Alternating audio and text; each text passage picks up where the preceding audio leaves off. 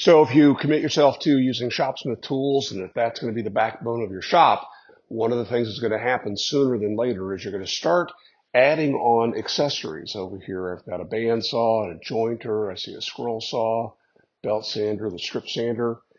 There's even more tools that have been retired, like the jigsaw, the air compressor, and such. If the Shopsmith machine, your Mark V or other Mark, is going to be the foundation of the shop, these are going to start piling up. Now, where do you put them? It's a challenge that we all face. And this was addressed in an article in Popular Science magazine in 1955. The Mark V had been introduced in 1954. 1955, this article was published, and you can see that back here on the wall, we've got a shelf with the accessories sitting on it, as well as a few other things, such as a wall-mounted cabinet and a roll-around cabinet. This plan was updated a couple times. I was actually asked to update this at one time back in the early 90s. But Shopsmith at that time was insistent that we not make many changes. All they wanted changed really was the depth of the wall cabinet so that it could hold the larger, at the time, 510 table system components. The upper saw guard, lower saw guard, and fence had gotten larger, and so the depth of the cabinet needed to change. Even more so with a 520 if you have that. So what I did want to show you was this foundational component right here, the shelf for mounting the accessories, is designed in such a way to mount to the wall. Down here on a lower shelf is where your bandsaw goes, and then up above you have places for the other accessories. Now, these accessories have changed over the years. The old jigsaw is pictured on the shelf on the cover here. I was playing with my scroll saw back here. The last version of the Shopsmith mounted scroll saw, and there were a couple variants over the years, but it was made heavier in order for it to run smoother. So originally everything was made of cast aluminum. Some portions of this are cast in magnesium, which is heavier. That sucker weighs 65 pounds. Now, when I was a young man, or a younger man at least, building this shelf in the academy at Shopsmith in Dayton, Ohio, adding those accessories to the shelf was not a problem. Now it's a problem. The jointer is about 55 pounds and so on. The scroll saw far and away is the heaviest of these accessories. So the original plans have you mounting this shelf high enough that you can then slide your Mark V underneath. Well, I got to thinking about that as well. I've got my Mark V back here behind me. This is a 520 version. That original shelf was to be mounted how far off the ground? 42¼ inches off the ground. Well, this table system right here is 42 inches tall. But my blade extends beyond that, and my upper saw guard extends beyond that. So if I were set up in table saw function and wanting to push the machine to the side, I would have to partially disassemble the machine to do that. Okay, well, how high would I need to go to clear that guard? About 45 inches to the bottom of the shelf. So I got to playing around out here. I couldn't lift my jointer that high. It just is physically impossible for me to do that, partially because of a torn rotator cuff. But, these things make me think. So I have a couple options here, and my channel members know, because we've had some conversations about this, that I'm not a huge fan of this idea unless you're in a space that's so tight that you're parking your car in the same space, in which case, yeah, you can get everything out of the way. But if I say you're 40 or older, you better plan on having some sort of a step stool in order to aid putting these things up and down. To me, that's not a good prize. So my two options here, I can either mount it low enough that it's practical and not slide the Mark V underneath it. And if you have enough space to do that, probably a great idea. Or I can go ahead and mount it at that height. And in my case, because I have some redundant accessories, I could have that shelf be a show shelf for some of the tools I'm not working with at the moment, regardless of how you go. So those to me are three options. There's probably a better one that we'll talk about in just a bit, but either high enough that I'm not going to touch it, or I would need a step stool of some sort, or high enough, the standard height where I have to take the machine partially apart to store it, or low enough that the storage of the machine isn't even going to be possible. The last option that I really like is the idea of just go ahead, make it a height that is comfortable. I would say a height that matches the height of the end of the machine, where you're going to be lifting things from the stand to the machine and off. That is a far more practical approach. And if you're going to do that, I would say you make this a portable unit, put it on casters. But in this video, I want to go ahead and make a variant of this. I'm going to go ahead and put it up high.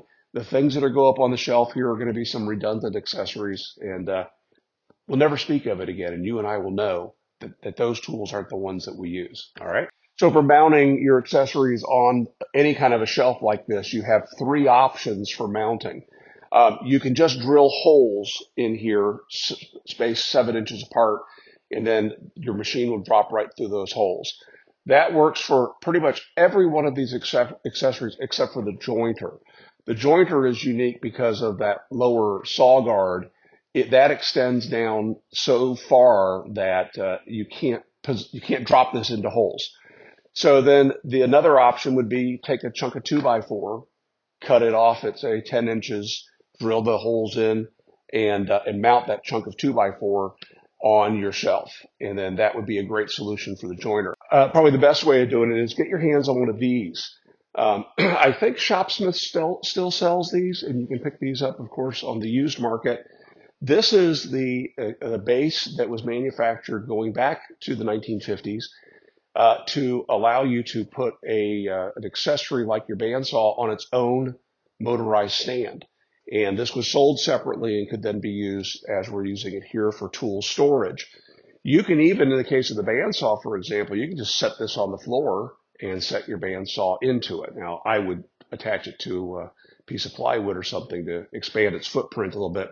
When you use this with a jointer, the posts go in here, the body of the jointer ends up over on this side, and that dust chute has a place to go above the table surface. So I would say if you're going to build something like this, at least get one of these for the jointer, and the rest you can go one of the other routes. And to support that little shelf, they actually showed how to manufacture a very simple little shelf support. It's interesting. I went looking on YouTube, and there have been several people who've shown this exact shelf support. And I always laugh at comments about, what a clever idea that you came up with. Well, again, 1955. Simple, two boards at a 90-degree angle, a couple pieces of plywood glued and screwed to the side, shaped like triangles. Very simple shelf support. What I'm going to use is a fast cap speed brace. These are awesome, and they can be mounted with the long arm horizontal or the short arm horizontal, as I'm going to use it. They've got a massive countersink in them. I don't know if you can see that, but the countersink is designed for their power head screw, which is one of my favorites for construction like this. But this is what I'm going to use to support that little return. Something else I want to consider, what if you're renting and you're not going to be able to screw these things to the wall? I'm going to show you my thinking on that, and that would be to make the thing freestanding. However, even with that said, I would still, if I were renting, I would go ahead and use a couple L brackets to secure it to a stud. You can easily putty over a couple screw holes, and you don't need to be too aggressive with mounting this. But let's kind of get started on this. So now that I've loaded some tools on here just to kind of take a look and to verify the locations of the holes in the shelf, I realized that the original plans show the belt sander laying down flat, which of course is going to take up more real estate than if the sander is vertical. In fact, I save so much space that I'm able to put the strip sander on here. So I don't think I'm going to do that return after all. Again, there's nothing written in stone. You can change this to fit the accessories you have. If you have more, then maybe you'd want to build more shelves, maybe even a second layer if you're not going to be putting your Mark V underneath. That scroll saw is not going on the shelf. It's not going to happen. This is almost too easy that I almost didn't explain it, but I laid my accessories up here and determined where their position would be. And then I made a quick little mark where the post should be centered. And then I also made a reference of how far from the wall they needed to be to clear the wall when lifting them in and out. So now I've drawn a line at that distance for each one. I'm going to transfer that little tick mark that I made, just sort of casually made this mark. But now that is an accurate reference point that I'm going to use my square, and my square has calibrations on it that are going to be close enough for what we're doing. I'm going to mark 7 inches over, and then we'll just make that line a bit more obvious. These are the two spots where I want to drill my holes for those posts.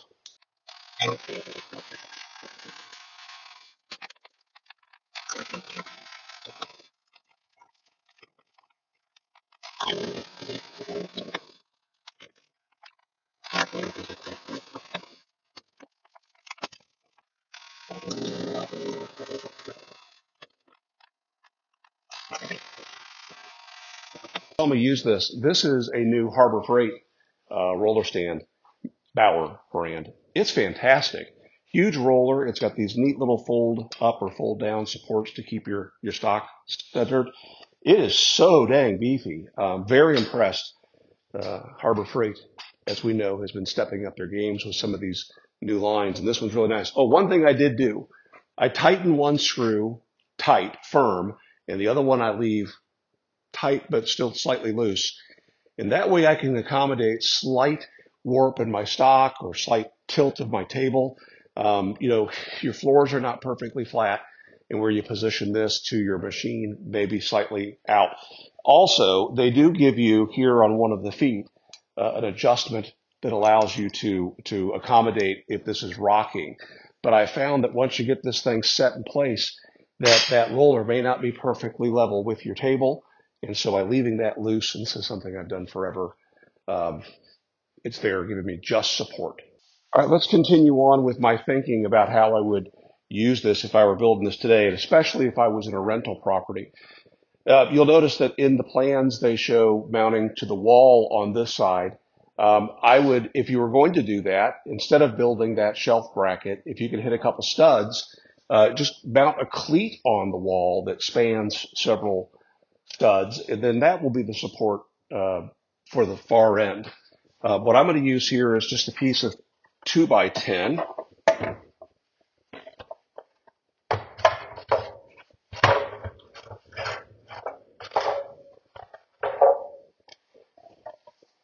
And again, that end is not called for in the plans, but if you're ever going to move this thing, like I say, if you're in a rental property, doing that makes sense because then you're not having to attach too much to the structure. All right, so in the plans, this end is a little confusing because they draw this as going down partially, being cut off, and then the shelf for your bandsaw, and then another section going down. That never made sense to me, and so my recommendation is that we just go all the way to the floor with this side, and then add that little caboose for the bandsaw. Now, how do we mount this? Any way you want. You could use pocket screws if you have a Craig jig. You could use dowels if you want to do this on your Shopsmith. You definitely have to have a support stand if you're going to be drilling into this with a Shopsmith. You could use, there's some very good alternatives to lag screws now that can be used to go through from the top side here. Yeah, you're going into end grain, so they're theoretically not as strong, but the kind of forces we're getting here, we're not getting any kind of pull out forces at all. In fact, all the weight is going to be resting on this 2x10. So that's the way I'm going to go. I'm using some excellent little anchors that are made by Spax, and that'll be a pretty straightforward installation.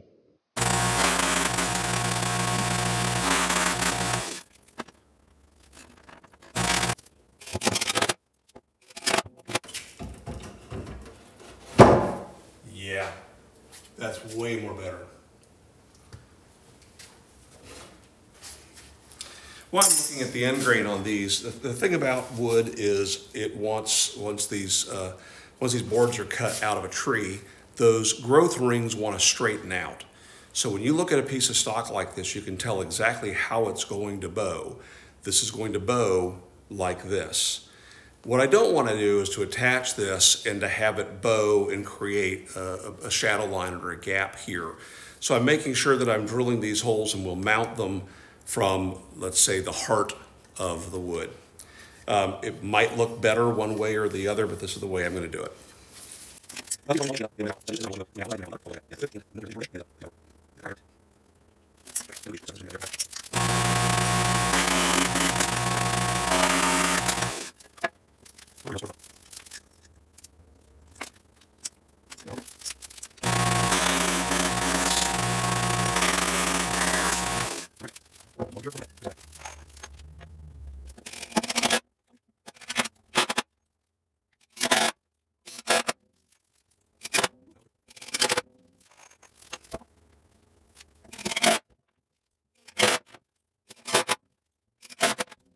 So to mount the jointer, I'm going to want to put this mounting base about as close to the back edge as I can. Right now we're still pulled slightly away from the wall.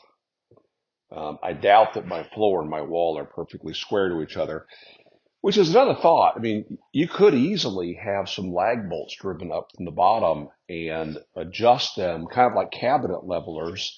And you could cause this thing, if you wanted to lean back towards the wall or to be plumb to a wall. I'm planning on at least mounting it to the wall with an L bracket or two, so it doesn't run any chance of pulling away. Anyway, I want this base to be as far back as I can get, and you can see that originally this came with some bolts that were the heads of them would fit down into these recesses. And they had square nuts, of course. And I had the idea that maybe we could use the square nuts to kind of reinforce that hole.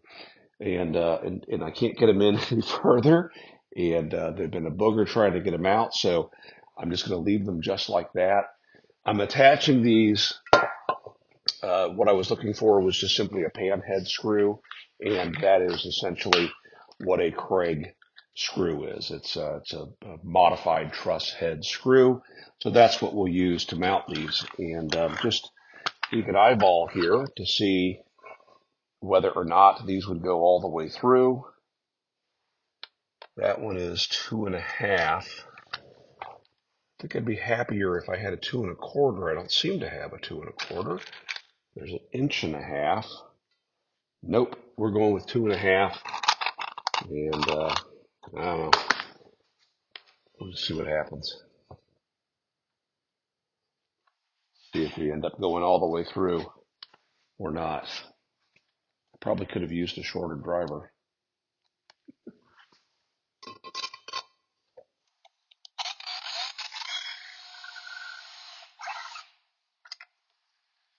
No, we're not poking through. That's good.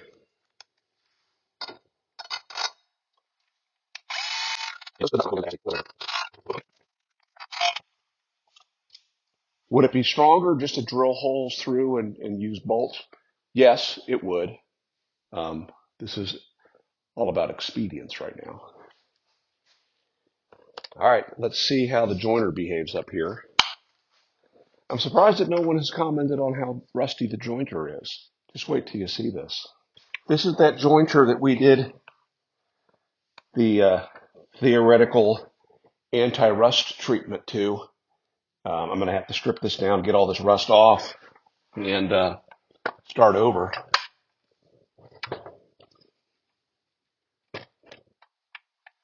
I think I have the perfect product to do that with, though.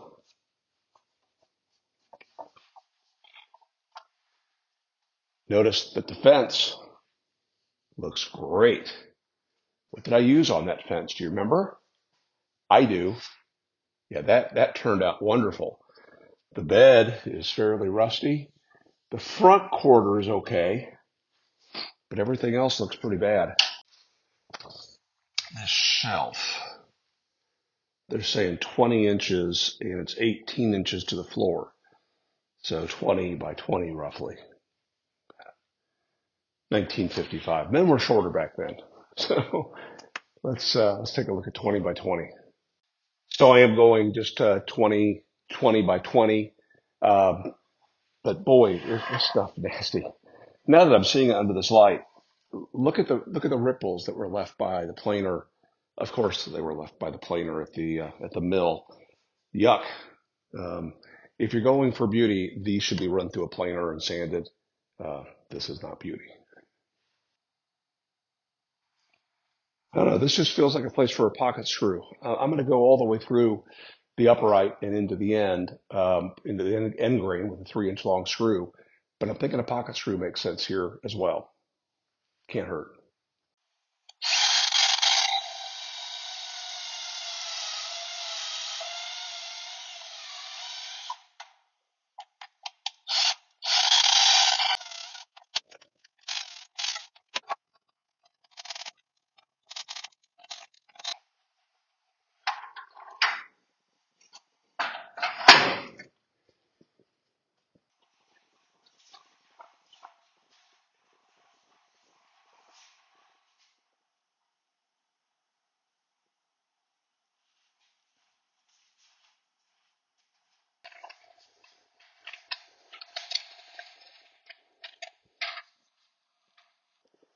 All right. All in all, things came out pretty well. I want to note that we're able to put both my mark as well as my power station over in the corner. So that's mission accomplished for me. Uh, if you're interested in these plans, these popular science plans, go over to mygrowthrings.com, sign up for a membership. There's a free level. And once you get in, I will put this in the chat in the free section. Just look for the little green My Growth Rings logo. It says MGR. Looks like manager. It's My Growth Rings. And that's where I'll put it there. We'll also start some chat and talk about some of the things that I did differently than these instructions. Kind of to recap some things. If you're a young person, do this. If you're starving for space, yeah, go ahead and do this. If you're an old dude like me, you might not want to go so high. I ended up going 47 inches from the floor to the bottom of this in order to clear the guard. So that's even a bit higher than I expected. Thinking about this, you could have mounted into this a step that drops down that would let you get up on that. But boy, I don't know that I want to be lifting the joiner, or for sure the scroll saw, the heavy scroll saw has no business being up here. Someone's bound to ask, well, will the scroll saw fit where I mounted this? I don't know. I doubt it. I mean, you probably could reconfigure some things, but don't do it. Just leave the scroll saw off of that. Leave your scroll saw on your power station or someplace else. I think it's a bad idea to do that. Maybe just maybe you extend this out for the scroll saw. I don't know. That sucker's heavy. Anyway, look forward to the midweek follow-up. We'll answer your questions, comments, and cheap shots then. There's still some more things that you got to store if you own Shopsmith tools, and we'll get into more of those in videos to come. In the meantime, make it a great day.